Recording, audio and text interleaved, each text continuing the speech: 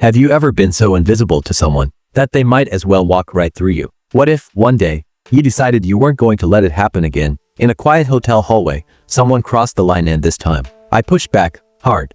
Keep watching to find out how. I turned one woman's entitlement into her biggest regret.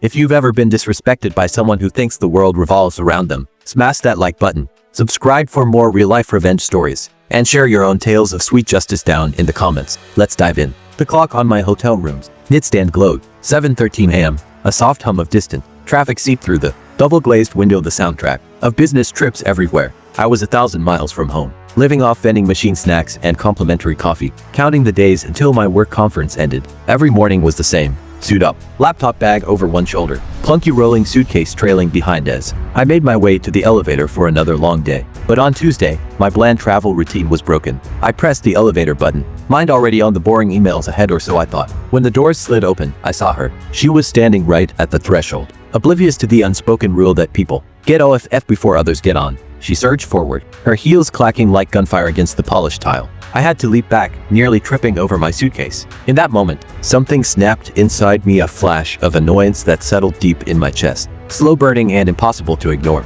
She didn't even glance at me, not an apology, not even a flicker of acknowledgement. Just this unspoken message radiating from her: I matter. You don't. Meanwhile, her partner, a man with patient eyes, actually paused, letting me squeeze past before stepping in himself. But she never looked back. My heart pounded with a messy blend of anger and humiliation. For a split second, I wondered if I was just too sensitive. Maybe I should have moved faster, but no. I replayed the scene in my head as I stewed in my frustration all the way to breakfast. The next morning, I found myself hesitating before pressing that same elevator button, silently hoping she wouldn't appear. But sometimes the universe likes to double down. The elevator doors slid open, and there she was again, heels planted firmly, staring through me as if I were invisible. My pulse quickened. Memories flashed back, times when coworkers interrupted me, friends talked over me, strangers cut in line as if I didn't exist. A lifetime of being brushed aside. All those microaggressions compressed into this tiny, polished hotel lobby. But today, something in me rebelled. My chest tightened. But this time it wasn't fear. It was resolve. I squared my shoulders, gripped my bag tighter,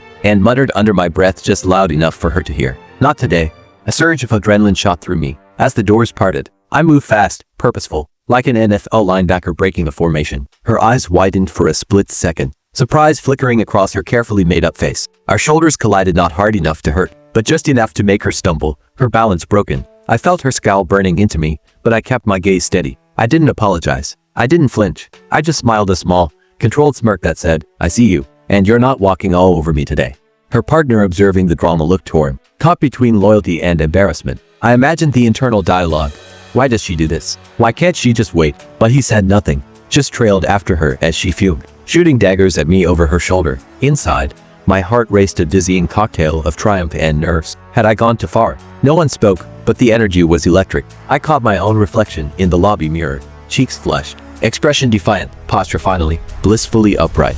Later that week, in the muted clatter of the breakfast buffet, I saw her again. This time, there was no elevator between us, no place for her to assert dominance. Our eyes met. She glared. I offered the sweetest, most innocent smile I could muster, savoring the tiny, silent victory. Suddenly, my whole week felt lighter. Every time I replayed the short, silent battle, the satisfaction grew. The confrontation had cost me nothing, but it had restored something I'd been missing: my sense of dignity, my standing. I was done being background noise. I couldn't stop replaying the feeling of her shoulder as it clipped against mine. The way time seemed to slow just for that moment. My heart thudded against my ribs, not with shame, but with pride. My brain raced with thoughts. What will she do? Will I have to see her again? Is she warning others about the short person with the steel spine? I pictured myself from the outside, smaller, maybe overlooked, with a tendency to fade into the wallpaper. Not anymore. In that elevator, I took up all the space I needed, and it felt right. Her voice, sharp and cold, echoed in my mind.